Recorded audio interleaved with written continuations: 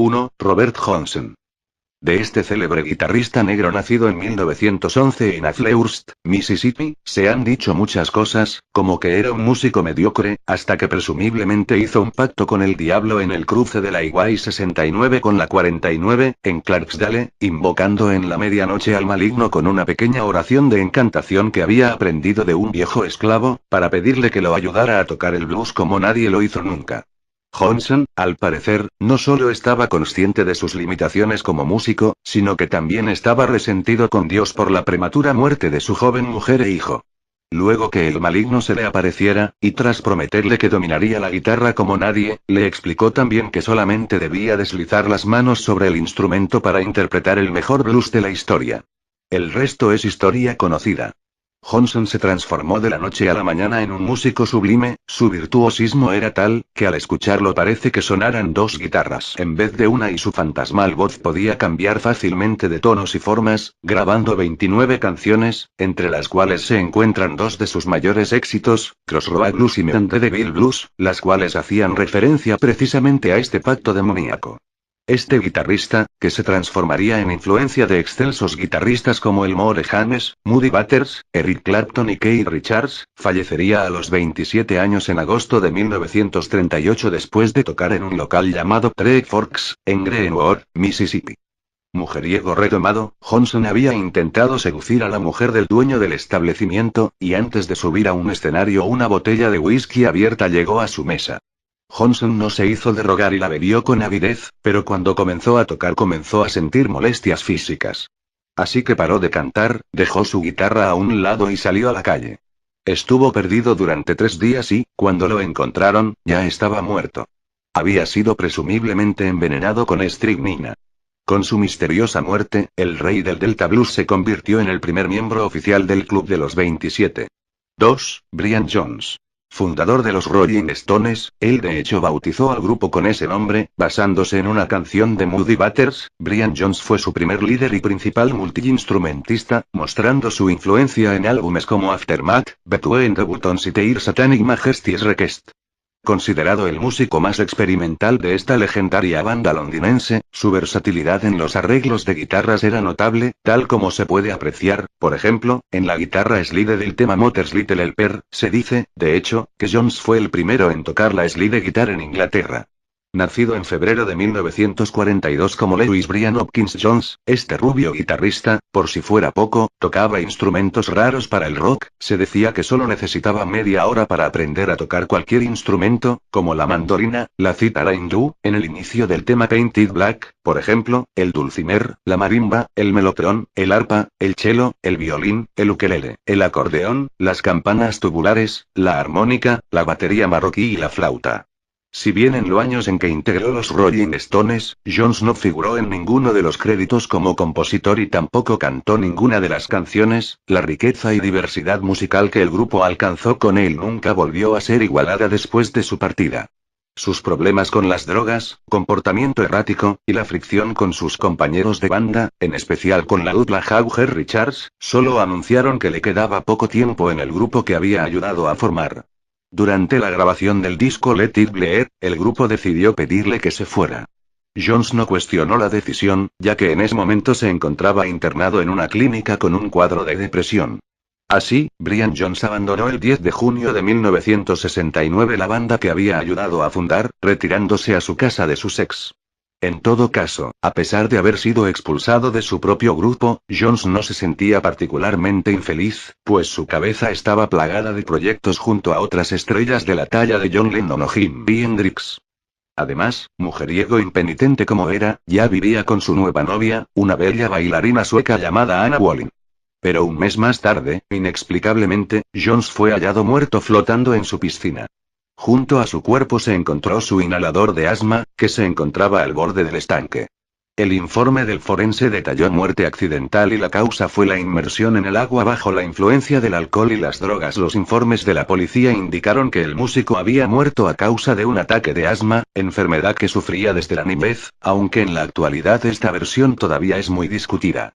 En su libro Stone Alone, el bajista Bill Wyman opinó que si alguna vez un hombre vivió genuinamente la vida del rock and roll y caracterizó a los Rolling Stones en todos sus aspectos, mucho antes de que los cinco asumiéramos un estilo, ese fue Brian Jones. 3 días después de su muerte, durante un concierto en Hyde Park, el cantante Mick Jagger lo homenajeó recitando un poema de Percy Shelley. Paz, paz / él no ha muerto, no duerme / despertó del sueño de la vida. Brian Jones fue enterrado el 10 de julio en Cheltenham, su pueblo natal, y la inscripción que se escribió en su lápida ahorraba todo comentario. No me juzguéis con demasiada severidad. Brian Jones, el mismo chico vividor que a los 15 años ya tenía 3 hijos ilegítimos, se encumbró a lo más alto fundando a los Rolling Stones, la banda de rock más importante del mundo en su momento, transformándose en su integrante más popular, pero terminó precipitándose como un cuerpo inerte flotando en el fondo de una piscina. El temido Club de los 27 ya tenía a su segundo miembro. 3. Jimi Hendrix. James Marshall Hendrix, mejor conocido como Jimi Hendrix, nacido en Seattle, Estados Unidos, el 27 de noviembre de 1942, es considerado el más grande guitarrista en la historia del rock and roll y el blues eléctrico. En el año 2003 la revista Rolling Stone lo escogió, de hecho, como el mejor guitarrista de todos los tiempos, al igual que las revistas Total Guitar y Time, que los situaron por encima de otros notables exponentes de ese instrumento como Chuck Berry, B.B. King, Eric Clapton, Jimmy Page y Keith Richards.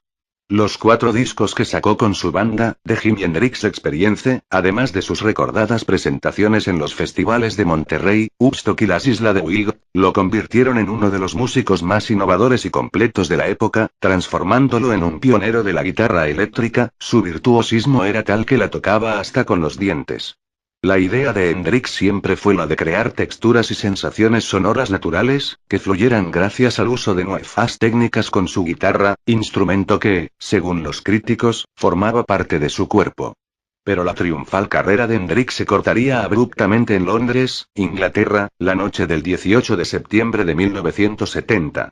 Después de acudir a una fiesta, su novia lo fue a buscar para dejarlo en un hotel Samarkand. Hendrix, que ya estaba totalmente bebido, tomó en su pieza una decisión fatal. Ingirió 9 pastillas para dormir. La mezcla de somníferos y alcohol fue totalmente contraproducente, y Hendrix cayó presumiblemente desvanecido, muriendo después por la aspiración de su propio vómito. Posteriormente, se especuló que Hendrix no había muerto en ese momento, sino que cuando lo llevaban en la camilla. Cuando necesitó girar la cabeza para vomitar en el suelo, uno de los enfermeros habría colocado su cabeza sobre la camilla, provocando así su atragantamiento y fallecimiento. También se especuló que su manager, Michael Jeffery, quien iba a ser despedido por el músico, le había hecho tomar pastillas y grandes cantidades de vino, para provocarle la muerte y cobrar el millonario seguro que estaba a su nombre. Lo único cierto es que el mundo de la música había perdido a uno de los grandes y el Club de los 27 ya tenía a otro miembro. 4. Janis Joplin. Esta cantante estadounidense, símbolo femenino de la contracultura de los revolucionarios años 60 y la primera mujer en ser considerada una gran estrella del rock and roll y el blues, nació en Texas el 19 de enero de 1943 y desde muy temprano llamó la atención por la calidad de su voz y la visceral intensidad de su interpretación. Luego de alcanzar la fama y después de que se enterara de la muerte de Jimi Hendrix, la cantante comenzó a cuestionarse qué podría suceder si ella también falleciera. Me pregunto si yo muriera y qué pasaría. ¿Hablarían de mí tanto como de Jimi? Ja, ja. No es un mal truco para hacerse publicidad, pero no creo que pudiera morir también en 1970. Eso disminuye mis posibilidades porque 2 estrellas del rock no se pueden morir en el mismo año. Pero no se preocupen. No voy a morir el mismo año que Jimi Hendrix. Soy mucho más famosa que él. Les dijo la cantante en tono de broma a sus allegados. Pero la cantante no sabía que tenía una cita con la muerte y que esta iba a producirse menos de un mes desde el fallecimiento de Jimi Hendrix. El sábado 3 de octubre de 1970, cuando Janis Joplin se aprestaba a grabar las partes vocales de la canción Buried Alive in the Blues, en un estudio de Los Ángeles, se retiró a su habitación en el Landmark Motor Hotel. Como la cantante no se apareció en el estudio al día siguiente, según lo acordado con el productor, sus amigos decidieron visitarla en el hotel, pero, al entrar a la habitación, la encontraron muerta, tirada en el suelo a un lado de su cama.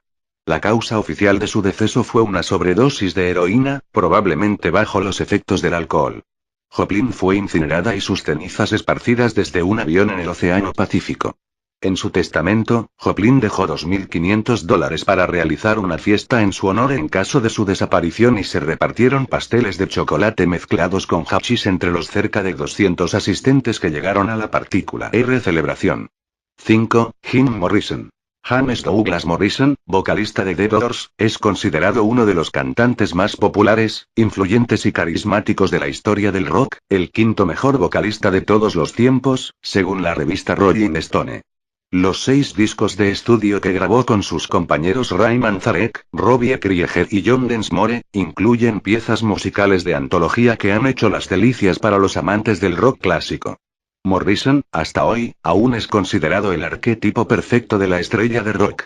Voz privilegiada, mirada magnética, hosco, misterioso, inspirador, escandaloso y poseedor de un sex appeal natural. Nacido como James Douglas Morrison el 8 de diciembre de 1943, el Rey Lagarto antes de probar suerte en la escena musical ya estaba especialmente obsesionado con la poesía simbolista francesa y los mitos y religiones de las culturas de los nativos americanos. También era un consumidor habitual de alcohol y varios tipos de sustancias psicoactivas, LSD, cannabis y peyote, las que defendía porque lo ayudaban, en su opinión, a alcanzar otros estados superiores de conciencia, con un mayor equilibrio espiritual y paz interior. Curiosamente, Morrison jamás mostró especialmente entusiasmado con la heroína, principalmente por su declarada fobia a las agujas.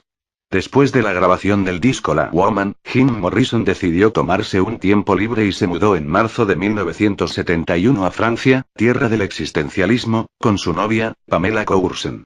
Pero el 3 de julio de ese mismo año la misma Pamela lo encontró muerto en la bañera de su piso del barrio del Marais. El parte médico estableció que el cantante murió por un fallo cardíaco agravado por el abuso de alcohol, pero nunca se realizó una autopsia en regla debido a que no se evidenció violencia en su muerte. Morrison fue enterrado en París, en el cementerio de Père Lachaise, convertido en la actualidad en un lugar de peregrinación para fans de todo el mundo. Su tumba, de hecho, es el cuarto lugar más visitado por los turistas en la capital francesa, después de la Torre Eiffel, Notre Dame y el Centro Pompidou. La actual lápida, colocada por los padres del cantante en 1991, dice en griego antiguo, Kataton daimona aitoi, que significaría fiel a su propio espíritu divino dentro de él, aunque otros afirman que significa de acuerdo a su propio demonio. Recientemente, a propósito de la muerte de Jim Morrison, después de 43 años de silencio, la actriz y cantante inglesa Marianne Faithfull causó un pequeño revuelo mediático al confesar a la revista Mojo que la sobredosis que mató al frontman de los Doors había sido provocada accidentalmente por su novio de entonces, el dealer Jane de Bretteville. La última vez que estuve en Londres un periodista me preguntó por qué maté a Jim Morrison, así que decidí contar exactamente lo que pasó y demostrar que yo no maté a Jim Morrison. Aunque sí sé quién lo hizo. Fue Jane de Bretteville, quien fue a verlo para venderle droga y lo mató de forma accidental. La muerte de Jim Morrison fue consecuencia de la pureza del caballo, heroína, que le suministró de Bretteville. Y yo no sabía nada sobre esto. De todas formas, todos aquellos relacionados con la muerte de pobre chico están muertos ya. Todos excepto yo, dijo Faithfull, entregando quizás algo de luz entre las brumas que ocultaron durante años la muerte del mítico cantante de los Doors, el mismo que en la parte final de la canción Not to Touch the Earth declaraba In the Lizard King. Y canto anything, soy el Rey Lagarto. Puedo hacer lo que quiera. 6. Kurt Cobain. Kurt Donald Cobain, nacido en febrero de 1967 en Aberdeen, Estados Unidos, ha sido sindicado por la crítica como el último portavoz de una generación que tuvo la música popular.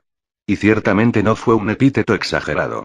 Este talentoso cantante, compositor y guitarrista, quien junto al bajista Chris Novoselic y el baterista Dave Grohl formó la banda grunge Nirvana, fue el genio creador detrás de álbumes como Bleach, In Utero y, especialmente, Nevermind, el disco superventas donde se incluía ese furioso y emblemático himno de la generación X llamado Smell Like Teen Spirit. Pero Cobain, pese a la fama planetaria y el dinero que le llegaba a raudales, también se sentía incómodo y frustrado, creyendo que su mensaje y su visión artística habían sido malinterpretadas por el público. Además, su notoria incapacidad para hacer frente a las presiones profesionales y personales de su vida, lo fueron convirtiendo en un adicto a la heroína y los tranquilizantes. En febrero de 1994 Cobain hizo su última aparición en televisión en un programa de la televisión italiana, y en marzo, después de que el grupo tocara su último concierto en Alemania, al cantante se le diagnosticó bronquitis y laringitis severas, por lo que viajó a Roma para recibir tratamiento médico. A la mañana siguiente, cuando despertó, su esposa, Courtney Love, descubrió que Cobain había sufrido una sobredosis por una combinación de champán y flunitrazepam, que ella calificó de intento de suicidio. Después de 5 días de tratamiento, Cobain salió del hospital y regresó a Seattle. Su estado mental, por cierto, no era el mejor. De hecho, sus recurrentes ataques de depresión lo habían llevado a querer titular el último disco de Nirvana como Hate Myself and I Want to Die, Me odio a mí mismo y quiero morir. El 8 de abril de 1994 el cuerpo sin vida de Kurt Cobain fue descubierto en una habitación encima de su garaje por Gary Smith, un empleado que había llegado a la casa para instalar un sistema eléctrico de seguridad. Cuando vi el cadáver pensé que era un maniquí, dijo Smith a la policía, agregando que no había notado signos visibles de traumatismo, y al principio creyó que el cantante estaba dormido. Smith también encontró en un jarrón de flores lo que parecía ser una nota de suicidio, que decía entre otras cosas: por favor, Courtney, sigue adelante. Por francés. Por su vida, que va a ser mucho más feliz sin mí. Los quiero, los quiero. Al lado del cadáver de Cobain se encontró también una escopeta. Una autopsia concluyó que la muerte de Cobain fue el resultado de una herida por bala infligida en la cabeza. El informe estimó que Cobain murió el 5 de abril, alrededor de las 11:30 de la mañana. Wendy Fradenburg Cobain O'Connor, la madre del líder del grupo Nirvana, declaró posteriormente que ahora Kurt se ha unido a ese estúpido club de músicos muertos con 27 años, con el que solía estar obsesionado, a pesar de que yo le decía que se olvidara de esas tonterías. Estaba internado en una clínica con un cuadro de depresión. Así, Brian Jones abandonó el 10 de junio de 1969 la banda que había ayudado a fundar, retirándose a su casa de Sussex. En todo caso, a pesar de haber sido expulsado de su propio grupo, Jones no se sentía particularmente infeliz, pues su cabeza estaba plagada de proyectos junto a otras estrellas de la talla de John Lennon o Jimi Hendrix. Además, mujeriego impenitente como era, ya vivía con su nueva novia, una bella bailarina sueca llamada Anna Wallin. Pero un mes más tarde, inexplicablemente, Jones fue hallado muerto flotando en su piscina. Junto a su cuerpo se encontró su inhalador de asma, que se encontraba al borde del estanque. El informe del forense detalló muerte accidental y la causa fue la inmersión en el agua bajo la influencia del alcohol y las drogas. Los informes de la policía indicaron que el músico había muerto a causa de un ataque de asma, enfermedad que sufría desde la niñez, aunque en la actualidad esta versión todavía es muy discutida. En su libro Stone Alone, el bajista Bill Wyman opinó que si alguna vez un hombre vivió genuinamente la vida del rock and roll y caracterizó a los Rolling Stones en todos sus aspectos, mucho antes de que los 5 asumiéramos un estilo, ese fue Brian Jones. 3 días después de su muerte, durante un concierto en Hyde Park, el cantante Mick Jagger lo homenajeó recitando un poema de Percy Shelley. Paz, él no ha muerto, no duerme despertó del sueño de la vida. Brian Jones fue enterrado el 10 de julio en Cheltenham, su pueblo natal, y la inscripción que se escribió en su lápida ahorraba todo comentario. No me juzguéis con demasiada severidad. Brian Jones, el mismo chico vividor que a los 15 años ya tenía 3 hijos ilegítimos, se encumbró a lo más alto fundando a los Rolling Stones, la banda de rock más importante del mundo en su momento, transformándose en su integrante más popular, pero terminó precipitándose como un cuerpo inerte flotando en el fondo de una piscina. El temido Club de los 27 ya tenía a su segundo miembro. 3. Jimi Hendrix. James Marshall Hendrix, mejor conocido como Jimi Hendrix, nacido en Seattle, Estados Unidos, el 27 de noviembre de 1942, es considerado el más grande guitarrista en la historia del rock and roll y el blues eléctrico. En el año 2003 la revista Rolling Stone lo escogió, de hecho, como el mejor guitarrista de todos los tiempos, al igual que las revistas Total Guitar y Time, que los situaron por encima de otros notables exponentes de ese instrumento como Chuck Berry, B.B. King, Eric Clapton, Jimmy Page y Keith Richards. Los 4 discos que sacó con su banda, The Jimi Hendrix Experience, además de sus recordadas presentaciones en los festivales de Monterrey, Woodstock y las Islas de Wild, lo convirtieron en uno de los músicos más innovadores y completos de la época, transformándolo en un pionero de la guitarra eléctrica. Su virtuosismo era tal que la tocaba hasta con los dientes. La idea de Hendrix siempre fue la de crear texturas y sensaciones sonoras naturales. Este rubio guitarrista, por si fuera poco, tocaba instrumentos raros para el rock. Se decía que solo necesitaba media hora para aprender a tocar cualquier instrumento, como la mandolina, la cítara hindú, en el inicio del tema Painted Black, por ejemplo, el dulcimer, la marimba, el melotron, el arpa, el cello, el violín, el ukelele, el acordeón, las campanas tubulares, la armónica, la batería marroquí y la flauta. Si bien en los años en que integró los Rolling Stones, Jones no figuró en ninguno de los créditos como compositor y tampoco cantó ninguna de las canciones, la riqueza y diversidad musical que el grupo alcanzó con él nunca volvió a ser igualada después de su partida. Sus problemas con las drogas, comportamiento errático, y la fricción con sus compañeros de banda, en especial con la dupla Jagger-Richards, solo anunciaron que le quedaba poco tiempo en el grupo que había ayudado a formar.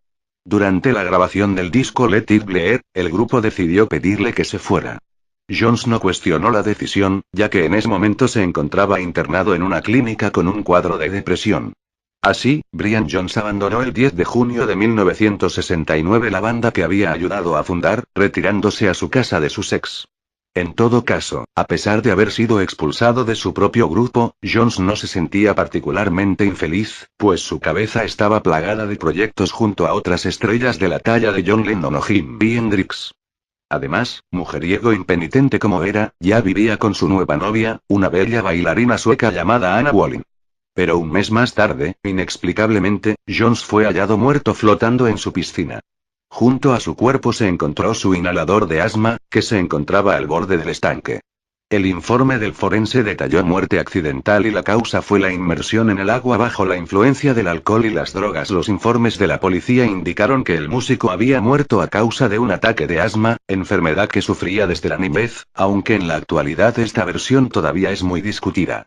En su libro Stone Alone, el bajista Bill Wyman opinó que si alguna vez un hombre vivió genuinamente la vida del rock and roll y caracterizó a los Rolling Stones en todos sus aspectos, mucho antes de que los cinco asumiéramos un estilo, ese fue Brian Jones.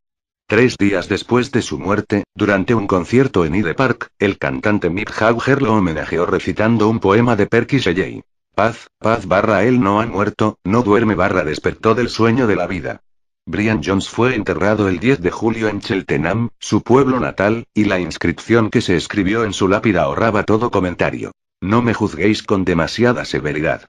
Brian Jones, el mismo chico vividor que a los 15 años ya tenía 3 hijos ilegítimos, se encumbró a lo más alto fundando a los Rolling Stones, la banda de rock más importante del mundo en su momento, transformándose en su integrante más popular, pero terminó precipitándose como un cuerpo inerte flotando en el fondo de una piscina. El temido club de los 20. No me juzguéis con demasiada severidad. Brian Jones, el mismo chico vividor que a los 15 años ya tenía 3 hijos ilegítimos, se encumbró a lo más alto fundando a los Rolling Stones, la banda de rock más importante del mundo en su momento, transformándose en su integrante más popular, pero terminó precipitándose como un cuerpo inerte flotando en el fondo de una piscina. El temido club de los 27 ya tenía a su segundo miembro. 3. Jimi Hendrix. James Marshall Hendrix, mejor conocido como Jimi Hendrix, nacido en Seattle, Estados Unidos, el 27 de noviembre de 1942, es considerado el más grande guitarrista en la historia del rock and roll y el blues eléctrico. En el año 2003 la revista Rolling Stone lo escogió, de hecho, como el mejor guitarrista de todos los tiempos, al igual que las revistas Total Guitar y Time, que los situaron por encima de otros notables exponentes de ese instrumento como Chuck Berry, B.B. King, Eric Clapton, Jimmy Page y Keith Richards. Los 4 discos que sacó con su banda, The Jimi Hendrix Experience, además de sus recordadas presentaciones en los festivales de Monterrey, Woodstock y las Islas de Wild, lo convirtieron en uno de los músicos más innovadores y completos de la época, transformándolo en un pionero de la guitarra eléctrica. Su virtuosismo era tal que la tocaba hasta con los dientes. La idea de Hendrix siempre fue la de crear texturas y sensaciones sonoras naturales, que fluyeran gracias al uso de nuevas técnicas con su guitarra, instrumento que, según los críticos, formaba parte de su cuerpo. Pero la triunfal carrera de Hendrix se cortaría abruptamente en Londres, Inglaterra, la noche del 18 de septiembre de 1970. Después de acudir a una fiesta, su novia lo fue a buscar para dejarlo en un hotel Samarkand. Hendrix, que ya estaba totalmente bebido, tomó en su pieza una decisión fatal. Ingirió 9 pastillas para dormir. La mezcla de somníferos y alcohol fue totalmente contraproducente, y Hendrix cayó presumiblemente desvanecido, muriendo después por la aspiración de su propio vómito.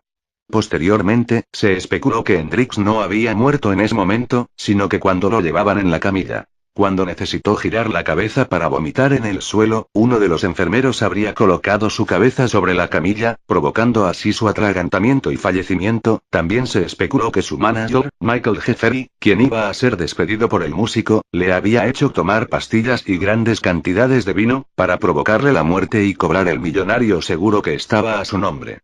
Lo único cierto es que el mundo de la música había perdido a uno de los grandes y el Club de los 27 ya tenía a otro miembro. 4. Janis Joplin. Esta cantante estadounidense, símbolo femenino de la contracultura de los revolucionarios años 60 y la primera mujer en ser considerada una gran estrella del rock and roll y el blues, nació en Texas el 19 de enero de 1943 y desde muy temprano llamó la atención por la calidad de su voz y la viscerascos que sacó con su banda, The Jimi Hendrix Experience, además de sus recordadas presentaciones en los festivales de Monterrey, Woodstock y las Islas de Wild, lo convirtieron en uno de los músicos más innovadores y completos de la época, transformándolo en un pionero de la guitarra eléctrica. Su virtuosismo era tal que la tocaba hasta con los dientes. La idea de Hendrix siempre fue la de crear texturas y sensaciones sonoras naturales, que fluyeran gracias al uso de nuevas técnicas con su guitarra, instrumento que, según los críticos, formaba parte de su cuerpo. Pero la triunfal carrera de Hendrix se cortaría abruptamente en Londres, Inglaterra, la noche del 18 de septiembre de 1970. Después de acudir a una fiesta, su novia lo fue a buscar para dejarlo en un hotel Samarkand.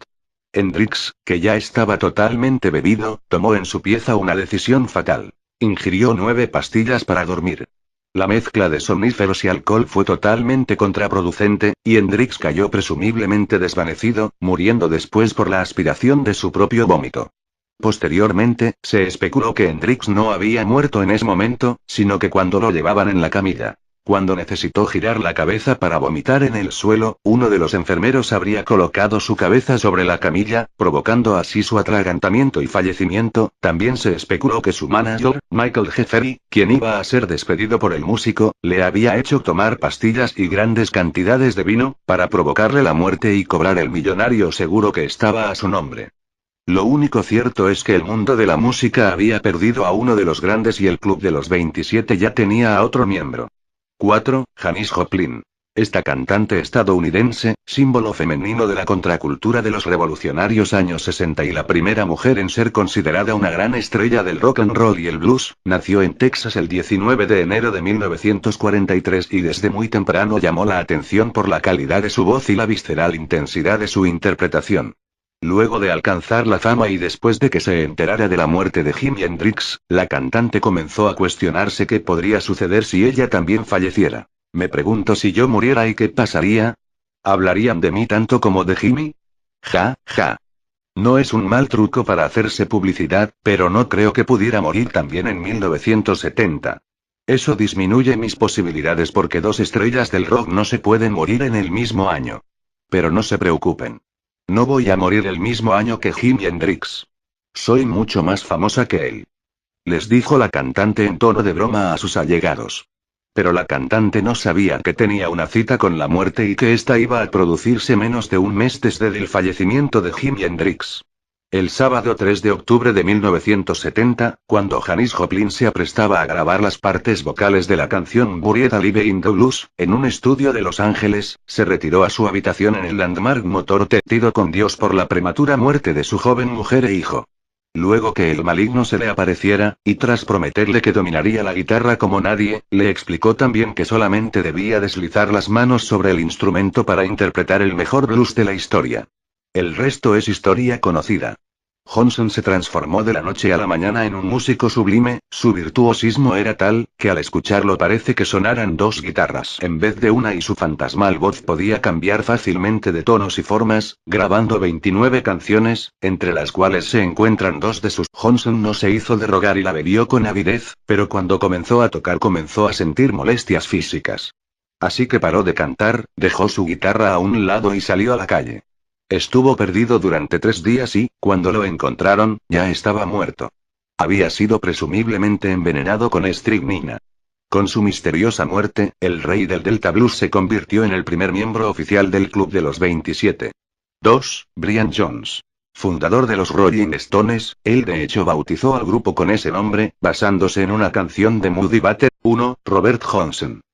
De este célebre guitarrista negro nacido en 1911 en Afflehurst, Mississippi, se han dicho muchas cosas, como que era un músico mediocre, hasta que presumiblemente hizo un pacto con el diablo en el cruce de la Highway 69 con la 49, en Clarksdale, invocando en la medianoche al maligno con una pequeña oración de encantación que había aprendido de un viejo esclavo, para pedirle que lo ayudara a tocar el blues como nadie lo hizo nunca.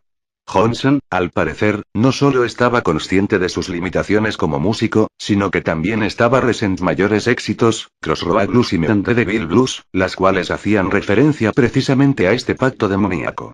Este guitarrista, que se transformaría en influencia de excelsos guitarristas como Elmore James, Muddy Waters, Eric Clapton y Keith Richards, fallecería a los 27 años en agosto de 1938 después de tocar en un local llamado Three Forks, en Greenwood, Mississippi. Mujeriego redomado, Johnson había intentado seducir a la mujer del dueño del establecimiento, y antes de subir a un escenario una botella de whisky abierta llegó a su mesa. Brian Jones fue su primer líder y principal multiinstrumentista, mostrando su influencia en álbumes como Aftermath, Between the Buttons y Their Satanic Majesty's Request. Considerado el músico más experimental de esta legendaria banda londinense, su versatilidad en los arreglos de guitarras era notable, tal como se puede apreciar, por ejemplo, en la guitarra slide del tema Mother's Little Helper. Se dice, de hecho, que Jones fue el primero en tocar la slide guitar en Inglaterra. Nacido en febrero de 1942 como Lewis Brian Hopkins Jones, este rubio guitarrista, por si fuera poco,